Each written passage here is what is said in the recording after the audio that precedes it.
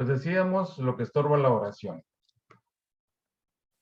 El primer impedimento lo vamos a encontrar en Santiago 4:3, que nos dice: pedís y no recibís, porque pedís mal para gastar en vuestros deleites. Cuando el propósito de la oración es egoísta, esto priva a la oración de todo poder, y ahora nos encontramos que muchas oraciones son egoístas.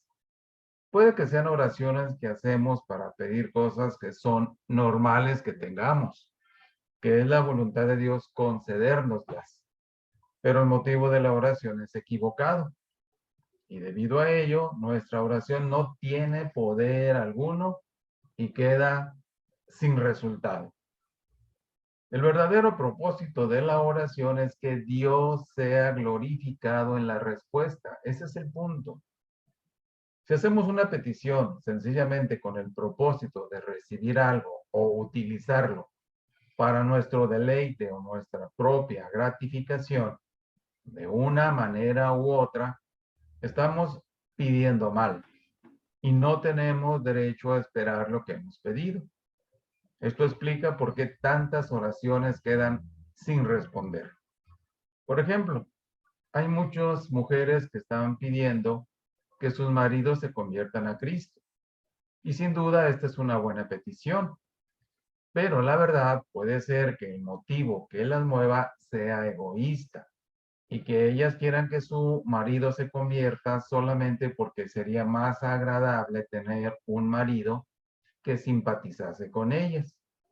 Por un motivo así de egoísta, puede ser que ella quiera que su marido se convierta al Señor Jesucristo. Y esto nos lleva a analizar un punto. Este punto es realmente checar nuestros motivos. Si nuestros motivos son torcidos, no vamos a tener respuestas de oración.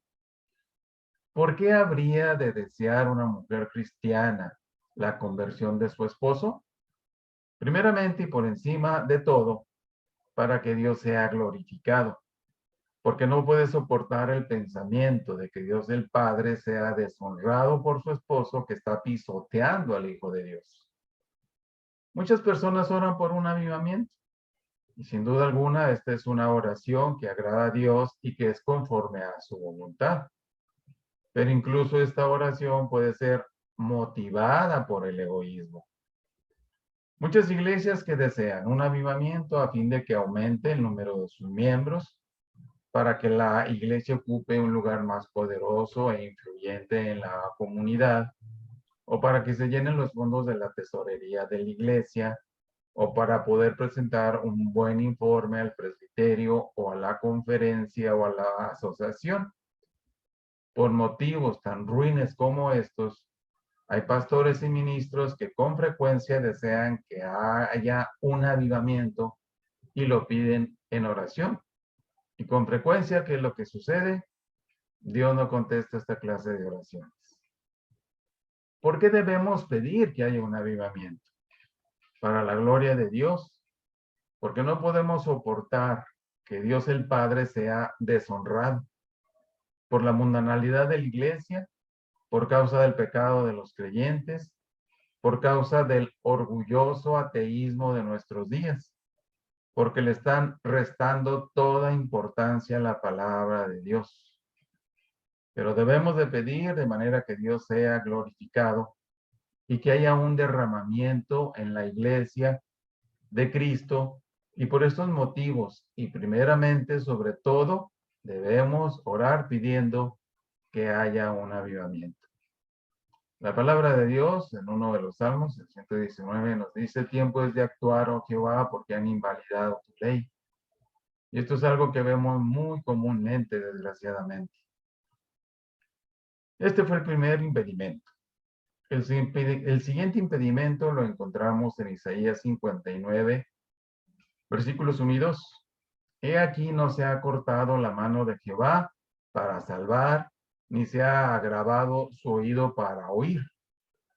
Pero vuestras iniquidades han hecho entre vosotros división, y vuestro Dios y vuestros pecados han hecho ocultar de vosotros su rostro para no oír. El pecado se convierte en una piedra de tropiezo a las oraciones.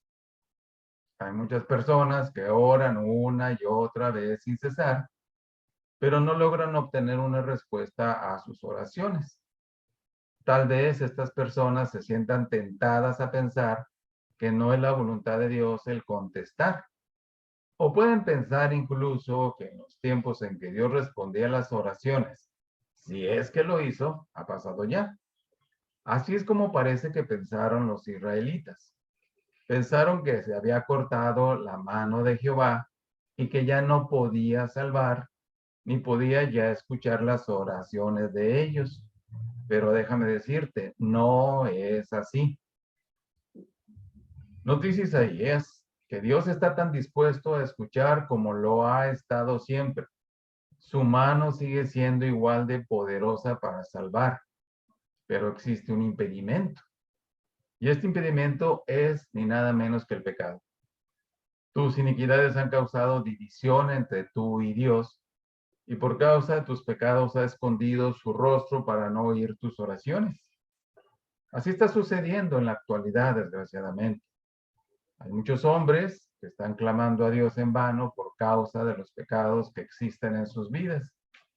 Es posible que en su pasado hayan cometido un pecado que quedó olvidado, sin confesar, sin juzgar, y puede ser que en la actualidad estén cometiendo pecado, el cual está siendo acariciado y sin confesarlo.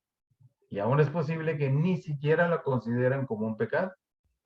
Pero lo cierto es que ese pecado sigue existiendo en un lugar recóndito del corazón o en la vida, y por ello Dios no está dispuesto a escucharnos. Cualquiera que encuentre que sus oraciones no son eficaces, no debe llegar a conclusión o a la conclusión de que sus oraciones no son conforme a la voluntad de Dios, sino que él debiera decir, como dijo el salmista en su Salmo 139, 23 y 24, examíname, oh Dios. Cuando tú y yo vamos al doctor por primera vez, él empieza a preguntarnos, y su familia es diabética, y su familia tuvo un problema, lo han operado, tiene alergias y una serie de preguntas médicas. Y ya después de muchas preguntas de ese tipo, lo que ocasiona que están ahí haciendo nuestro expediente de personal de salud, ya el doctor entonces nos dice, ahora sí dígame qué le sucede. Entonces David decía, examíname, oh Dios, conoce mi corazón. Él sabe lo que hay en tu corazón y en el mío. Y sin embargo David decía, pruébame y conoce mis pensamientos y ve si hay en mí camino de perversidad y guíame por el camino eterno. Es algo que tenemos que hacer nosotros los creyentes día a día, porque el pecado es muy sutil.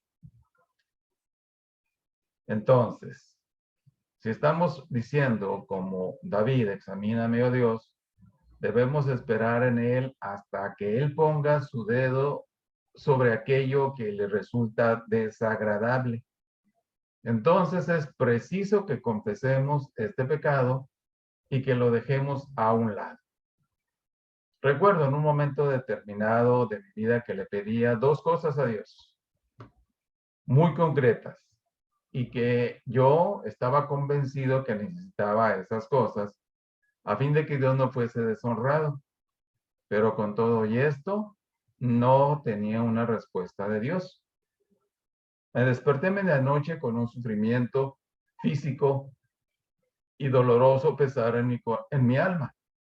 Clamé a Dios por estas cosas, razoné con Él, deseando hacerle comprender lo necesarias que resultaban y para que viese que las necesitaba de inmediato, y no obtuve respuesta. Le pedí a Dios que se mostrara si había algo que estuviese mal en mi vida. Algo me vino a la mente que me había pasado con frecuencia por el pensamiento, pero yo no estaba dispuesto a confesarlo como un pecado. Sin embargo, le dije a Dios, si esto está mal, lo abandonaré, pero seguí sin recibir respuesta. Yo sabía que en el fondo de mi corazón, aunque no deseaba admitirlo, que estaba mal y no quería confesarlo como un pecado, por fin dije, esto está mal, he pecado, voy a dejarlo. Entonces sentí paz en mi corazón y no tardé en quedarme dormido como un niño. Por la mañana me desperté encontrándome bien y recibí el dinero que resultaba tan necesario para la honra y la gloria de Dios.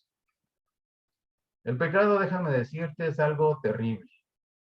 Y una de las cosas más espantosas acerca del pecado es que se convierte en un impedimento muy fuerte a la hora de orar, haciendo que se rompa la comunión entre nosotros y la fuente de toda gracia y bendición. Cualquiera que desee tener poder en la oración debe tratar el pecado sin misericordia alguna, como nos dice el Salmo 66:18. Si en mi corazón hubiese yo mirado a la iniquidad, el Señor no me habría escuchado. Si nosotros nos aferramos al pecado, no podemos esperar que Él preste atención a nuestras peticiones. Si tú estás permitiendo algo que se interponga entre Dios y tú, es preciso que las abandones para que tu comunión con Dios pueda ser nuevamente restablecida. Y yo quiero decirte que la necesidad más grande que los creyentes de esta época estamos viviendo es la falta de oración. Necesitamos urgentemente orar a Dios por tantos problemas a nivel nacional que tiene esta nación. Y este país necesita más que nunca de las peticiones tuyas y mías a favor de aquellos que están gobernándonos. Están cometiendo muchos errores, se está cometiendo mucha injusticia y los que más sufren son los que menos tienen. Y Dios nos dé gracia porque nosotros tenemos respuesta por medio de la oración delante del Señor. El tercer impedimento a la oración se encuentra en Ezequiel 14:3. Hijo de hombre, le dice Dios a Ezequiel, estos hombres han puesto sus ídolos en su corazón y han establecido el tropiezo de su maldad delante de su rostro. ¿Acaso he de ser yo en modo alguno consultado por ellos? Indudablemente que no. Dios nunca va a escuchar nuestras oraciones si hay pecado de por medio. Tenemos que ser muy cuidadosos en ese punto. Este pasaje nos enseña que los ídolos en el corazón hacen que Dios se niegue a oír nuestras oraciones. Y preguntémonos, ¿qué es un ídolo? Un ídolo es cualquier cosa que ocupe nuestro corazón, el primer lugar que solamente le corresponde a Dios. Cualquier cosa a la que le entreguemos todo nuestro afecto. Solamente Dios tiene el derecho de ocupar el lugar supremo en nuestro corazón y a Él le corresponden todos nuestros afectos. Todo lo demás y el resto de las personas deben ocupar el segundo lugar. Hay muchos que hacen que su mujer se convierta en un ídolo para ellos. No quiero decir con esto que no se deba amar a la esposa, sino que ella puede ocupar el corazón o en el corazón el lugar equivocado, el lugar que solo le corresponde a Dios. Cuando un hombre interpone los intereses de su mujer a los de Dios, cuando le concede a ella el primer lugar y a Dios el segundo, entonces su esposa o su esposo se convierte en un ídolo y Dios no puede escuchar nuestras oraciones. Hay también muchos hombres y mujeres que hacen de sus hijos ídolos, lo cual no significa que no debemos amar a nuestros hijos, sino todo lo contrario. Cuanto más amemos a Cristo, tanto más amaremos a nuestros hijos. Pero sí es posible que nosotros hagamos que nuestros hijos ocupen un lugar que no les corresponde, haciendo que ocupen el lugar que solamente le corresponde a Dios Y cuando así lo hacemos, nuestros hijos se convierten en ídolos. Tú recordarás la historia de Abraham, cuando Dios les concedió a ese hijo Isaac, allá en Génesis 22. Y el Señor le dijo a Abraham, que probó Dios a Abraham y dijo a Abraham, y él respondió y dijo, heme aquí.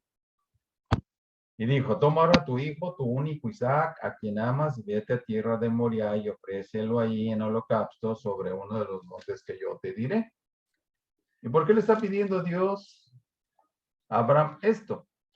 Porque él había convertido a ese hijo que vino en condiciones especiales, en condiciones milagrosas, y por la oración, como una realidad para ellos. Pero él fue permitiendo que este hijo Isaac tomara el primer lugar en su corazón antes que Dios. Y por eso Dios se lo pidió. ¿Hay algo que esté estorbando en tu vida y en la mía que se convierta en un ídolo? Puede ser algo muy sencillo quizás, pero no deja de ser un estorbo a nuestras oraciones que tanto necesitamos que obtengan respuesta. Hay hombres que hacen de su negocio o de su reputación un ídolo. Conceden mayor importancia a estas cosas que a Dios y Él no puede contestar las oraciones del hombre que así actúa. Si deseamos que Dios conteste nuestras peticiones y que sean oraciones de poder, debemos preguntarnos primeramente lo siguiente. ¿Ocupa Dios el primer lugar en nuestra vida? Podemos decir casi en automático que sí, pero cuando nos sometemos a que Dios examine nuestro corazón y pruebe nuestros pensamientos, nos encontramos otra realidad en nuestra vida. Entonces, ¿tiene Él más importancia para nosotros que nuestro cónyuge, que nuestros hijos, que nuestra reputación, que nuestro negocio, incluso que nuestra propia vida? Si no es así, Dios no puede contestar oraciones. Y lo que quiere Él es que traigamos todos nuestros ídolos y los ofrezcamos en holocausto, como Abraham a Isaac. Él quiere todos nuestros ídolos hoy y pueden ser tangibles o intangibles. Seguimos a nuestro cuarto impedimento, a la oración, y se encuentra en Proverbios 21:13. El que cierra su oído al clamor del pobre, él también clamará y no será oído. Uno de los más grandes impedimentos de la oración hoy en día es la tacañería, la falta de generosidad en los creyentes hacia aquellos que son hermanos pobres, también hacia aquellos obreros en la obra del Señor, misioneros, misiones sobrenacional.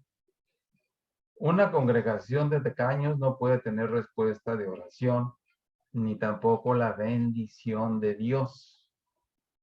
Un creyente que no ofrenda puede aparentar mucha prosperidad, cuando la realidad es que no puede tener oraciones contestadas ni bendición de Dios. Y el Señor dijo algo maravilloso. Más bienaventurado es dar que recibir. Y esto es una realidad en muchos. Esto es una experiencia maravillosa. Que cuando nosotros damos, el Señor nos da más de lo que damos.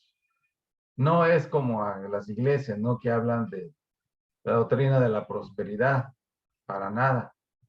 Esto de la ofrenda es algo que es un asunto entre Dios y tú y Dios. Nadie más. Nadie debe decirte lo que tú quieres ofrendarle a Dios en cuanto a la cantidad, sino lo que Dios ponga en tu corazón.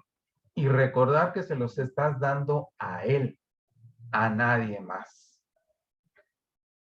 Allá en Malaquías 3:10 nosotros leemos, traed todos los diezmos al alfolí, y hay alimento en mi casa, y probadme ahora en esto, dice Jehová de los ejércitos, si no os abriré las ventanas de los cielos y derramaré sobre vosotros bendición hasta que abunde.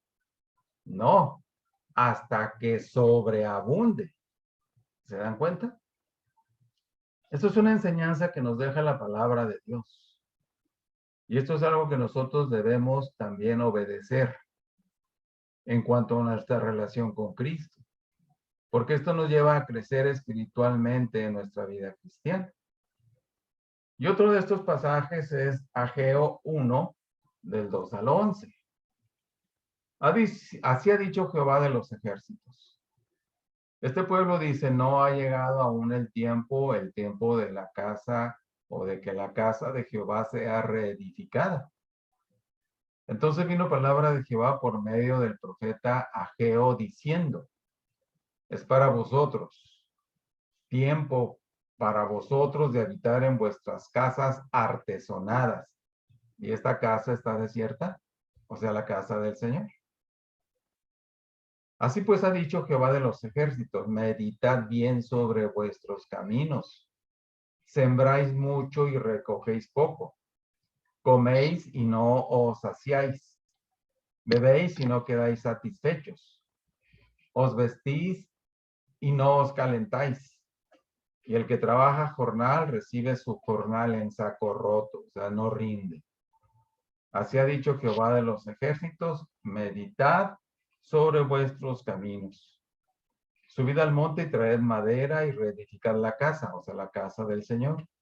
Y pondré en ella mi voluntad y será glorificado. Y seré glorificado, ha dicho Jehová. Buscáis mucho y halláis poco. Y encerráis en casa y yo lo disiparé en un soplo. ¿Por qué? Dice Jehová de los ejércitos, por cuanto mi casa está desierta y cada uno de vosotros corre a su propia casa. Por eso se detuvo de los cielos sobre vosotros la lluvia y la tierra detuvo sus frutos. ¿Se dan cuenta? Y llamé la sequía sobre esta tierra y sobre los montes, sobre el trigo, sobre el vino, sobre el aceite, sobre todo lo que la tierra produce, sobre los hombres y sobre las bestias, y sobre todo trabajo de manos. Es lo que está pasando el día de hoy. Nosotros estamos viendo realmente la maldad del hombre y estamos viendo el juicio de Dios. Y esto que es tan necesario para estos estados con tanta aridez, es vital el agua. Y es vital que oremos al Señor al respecto día a día con autodisciplina, porque por eso Dios nos dejó la oración. Si tú vas a la palabra, te vas a encontrar que en cada problema que el pueblo de Israel tenía, siempre venían a Dios pidiendo su auxilio a través de la oración. Si no oramos, eso se llama, déjame decirte, orgullo. Bueno, aquí estos creyentes del Antiguo Testamento tenían sus casas muy hermosas, dice artesonadas, debieron estar preciosas, bien arregladas, con adornos, qué sé yo, bien pintadas. Y la casa del Señor en total abandono. Y esto trajo una consecuencia. En este caso, ¿verdad? Trajo hambruna, sequía. Y Dios nos dé la gracia para entender esto. También en 2 Corintios 9, 6 al 8 nos dice, por esto digo, el que siembra escasamente también segará escasamente. Y el que siembra generosamente, generosamente también segará. Cada uno de como propuso en su corazón, no con tristeza ni por necesidad, porque Dios ama al dador alegre. Y poderoso es Dios para hacer que abunde en vosotros toda gracia, a fin de que teniendo siempre en todas las cosas todo lo suficiente, abundéis para toda buena obra. Y el que da semilla al que siembra y pan al que come, proveerá y multiplicará vuestra sementera y aumentará los frutos de vuestra justicia. Es precisamente que el creyente que da con generosidad es el que también recibirá de Dios con generosidad, porque Dios no es deudor de nadie. Dad y se os dará. Medida buena, apretada, remecida y rebosando darán en vuestro regazo. porque con la medida con que medís os volverán a medir. Nos dice Lucas 6:38. El hombre generoso, además, es un hombre poderoso en la oración. El hombre avaro, por el contrario, se encuentra con que sus oraciones carecen de poder. Una de las más grandes promesas de la oración que prevalece es primera de Juan 3:22, que nos dice: y cualquiera cosa que pidiéremos, la recibiremos de él, porque guardamos sus mandamientos y hacemos las cosas que son agradables delante de él. Y a veces este es nuestro fallo. Pensamos que él es el genio de la lámpara, ¿no? Y que tiene que contestar nuestras oraciones, cuando no es así. Esto está directamente relacionado con la generosidad de los creyentes hacia los necesitados, hacia sus obreros y hacia la obra de Dios. En el contexto se nos dice que es cuando amamos, no de palabras, sino de hecho y de verdad, abriendo nuestros corazones a los que necesitan, cuando tenemos confianza para acercarnos a Dios en oración.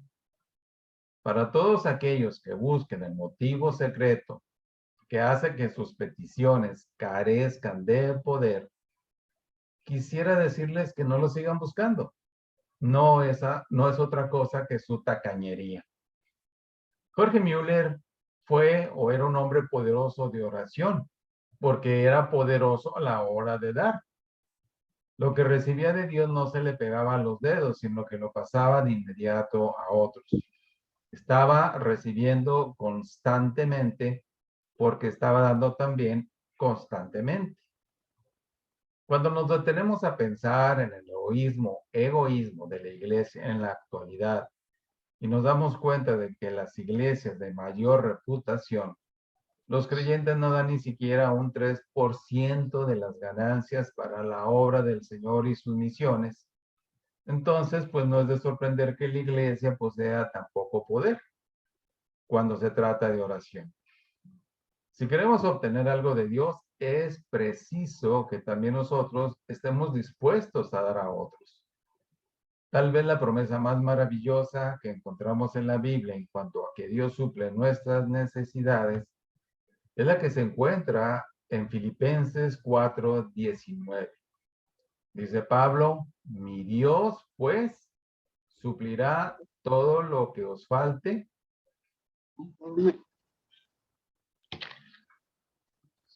conforme a sus riquezas en gloria en Cristo Jesús. Pablo dice mi Dios. Y él pudo decir mi Dios porque realmente él estaba totalmente consagrado al Señor Jesucristo. Esta gloriosa promesa fue hecha a la iglesia de Filipos. Y sabemos que dicha iglesia era prominente en cuanto a su generosidad. Y ella misma nos lo relata en el capítulo 4, del 10 al 18. En gran manera me gocé en el Señor de que ya al fin habéis revivido vuestro cuidado de mí, le dice Pablo a los filipenses. De lo cual también estabais solícitos, pero os faltaba la oportunidad. No lo digo porque tenga escasez, pues he aprendido a contentarme cualquiera que sea mi situación. Sé vivir abundantemente, humildemente, y sé tener abundancia. En todo y por todo estoy enseñado, así como para estar saciado como para tener hambre, así para tener abundancia como para padecer necesidad. Y es cuando encontramos ese versículo tan hermoso que tantas veces escuchamos. Todo lo puedo en Cristo que me da la fortaleza. Sin embargo, sigue diciendo Pablo a los filipenses: bien hicisteis en participar conmigo en mi tribulación. Y sabéis también vosotros, oh filipenses, que al principio de la predicación del Evangelio, cuando partí de Macedonia, ninguna iglesia participó conmigo en razón de dar y recibir, sino vosotros solos. Pues a una Tesalónica me enviasteis una y otra vez para mis necesidades. No es que busque dádivas, dice Pablo, sino que busco fruto que abunde en vuestra cuenta. Pero todo lo he recibido y tengo abundancia. Estoy lleno, habiendo recibido de Epafrodito lo que enviasteis, olor fragante, sacrificio acepto, agradable a Dios. El quinto impedimento en cuanto a la oración se encuentra en Marcos 11:25. Y cuando estéis orando, perdonáis si tenéis algo contra alguno, para que también vuestro Padre que está en los cielos os perdone a vosotros vuestras ofensas. Un espíritu implacable, uno que no está dispuesto a perdonar, es uno de los mayores impedimentos en lo que a la oración se refiere. La oración obtiene respuesta sobre la base de que nuestros pecados han sido perdonados. Pero Dios no puede tratar con nosotros sobre la base del perdón mientras albergamos una mala voluntad en contra de aquellos que nos han ofendido. Cualquier persona que guarda rencor a otra, lo que ha hecho ha sido cerrar rápidamente el oído de Dios en contra de sus peticiones. ¿Cuántos creyentes están clamando a Dios por la conversión de su cónyuge, sus hijos o amistades y se preguntan por qué su oración no obtiene respuesta alguna? Cuando lo cierto es que el secreto reside en el hecho de que guardan rencor en su corazón a alguna persona que le ha hecho daño o se imaginan que les ha hecho mal. Hay muchísimos padres que están permitiendo que sus hijos lleguen a la eternidad sin ser salvos por la desgraciada gratificación de odiar a alguien y permitir que sus hijos estén enterados de ello. Muy triste, pero muy real. El sexto impedimento a la oración la encontramos en Primera de Pedro 3:7. Vosotros, maridos, igualmente vivid con ellas sabiamente, dando honor a la mujer como a vaso más frágil y como coherederas de la gracia de la vida, para que vuestras oraciones no tengan estorbo. Aquí se nos dice que una mala relación entre el marido y la mujer es un estorbo para la oración. Hay muchos casos en los cuales las oraciones de los esposos se ven estorbadas porque fallan y no cumplen con su obligación hacia sus esposas. Por otro lado, no cabe duda de que es cierto que lo mismo le sucede a las esposas. Si tanto el marido como la mujer se pusieran a indagar con diligencia cuál fuese la causa que hace que sus oraciones no obtengan respuesta, con frecuencia se encontrarán con la respuesta que está en relación o en la relación que mantienen el uno con el otro. Muchos hombres, quiero decirte, pretenden ser muy piadosos y muy activos en la obra cristiana. Muestran muy poca consideración en el trato con su esposa y con frecuencia se muestran antipáticos, sino brutales. Y entonces te preguntas por qué sus peticiones no obtienen respuesta. El versículo que acabamos de citar explica el aparente misterio. Por otro caso, está el caso de las mujeres que son muy devotas en la iglesia y siendo muy fieles a lo que se refiere a su existencia a las reuniones, pero descuidan a sus maridos de un modo imperdonable. Se molestan y se enfadan con ellos por cualquier causa. Los hieren en su forma de hablar y tienen un mal genio incontrolable. Y por encima de esto se preguntan por qué sus oraciones carecen de todo poder. Hay otras cosas en las relaciones entre los esposos acerca de los cuales no se puede hablar públicamente, pero que sin duda son un impedimento a la hora de acercarse a Dios en oración. Se esconden muchos pecados bajo el sagrado nombre del matrimonio, lo cual produce una muerte espiritual y hace que las personas carezcan de todo poder en sus oraciones. Cualquier hombre o mujer cuyas oraciones no parezcan obtener respuesta, deberían presentar ante Dios su relación matrimonial y pedirle que les haga conscientes de las cosas que no son de su agrado. Y el séptimo y último impedimento a la oración lo encontramos en Santiago 1:5 al 7. Y si alguno de vosotros tiene falta de su sabiduría, pídala a Dios, el cual da a todos abundantemente y sin reproche, y le será dada. Pero pida con fe, no dudando nada, porque el que duda es semejante a la onda del mar, que es arrastrada por el viento y echada de una parte a otra. No piense, pues, quien tal haga, que recibirá cosa alguna del Señor. Dice ahí, pero pida con fe, no dudando nada. Las oraciones se encuentran impedidas por causa de la incredulidad. Dios nos exige que creamos en su palabra totalmente. El poner en duda su palabra es llamarle mentiroso. Y muchos de nosotros hacemos exactamente eso cuando le pedimos que cumpla sus promesas. Y por tanto, ¿acaso es de sorprender que nuestras oraciones no obtengan respuesta? ¿Cuántas de nuestras oraciones se ven impedidas por nuestra terrible incredulidad? Vamos a Dios y le pedimos algo que Él promete de manera positiva en su palabra. Y la verdad es que en el fondo no estamos muy seguros de que vayamos a recibirlo. Pero Santiago nos vuelve a repetir, no crea el que tal haga que recibirá cosa alguna de parte del Señor. Y esto nos está enseñando la importancia primordial que la oración tiene en la vida de los creyentes. Los políticos no van a arreglar la cuestión de la sequía. Ellos dicen, cuando llegue la temporada de lluvias, ¿cómo saben? O cuando llegue un ciclón que llene nuestras presas, ¿cómo saben? Solamente Dios tiene las respuestas porque Él es el creador de todas las cosas, pero tú y yo tenemos la responsabilidad de pedirle que nos conceda esa agua tan necesaria para este estado y muchos más, y que nos conceda también en este tiempo que ya deben haber acabado las votaciones, que realmente haya gente o gobernantes que tengan un sentido de justicia social verdadero, para que México pueda salir del gran bache moral, espiritual, financiero, gubernamental en el que está desgraciadamente. Hermanos, hermanas, todo el secreto está en tu oración. Esto es vital.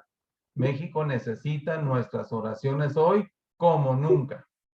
Está en un peligro tremendo. La violencia se va acrecentando. Los feminicidios no se digan. Las cuestiones de los secuestros con los niños, las ventas de órganos y tantas cosas más que yo pudiera mencionar. Pero aquí lo importante es lo vital de nuestras oraciones. Y Dios esta tarde haya movido nuestros corazones para entender la importancia vital que la oración tiene. Pues muchas gracias por su tiempo. Gracias por su consideración, porque pues les pedimos que fuera media hora antes. Pero pues bueno, fue una bendición compartir con ustedes la palabra. No dejen de estudiarla. Las respuestas que tú necesitas están ahí, pero es necesario ir. Tú no puedes leer por mí, ni yo puedo leer por ti. Tenemos que leer y orar cada uno por medio de nosotros mismos. Y bueno, nos veremos la próxima semana, primero Dios, para seguir escuchando la palabra del Señor. Me dio gusto verlos a cada uno de ustedes. Dios los bendiga y que tengan muy buenas noches. Gracias. De Igualmente. nada, hasta la próxima. Bye. Cuídense todos y cada uno de ustedes. Hablamos, bye. Dios los bendiga. Hasta luego.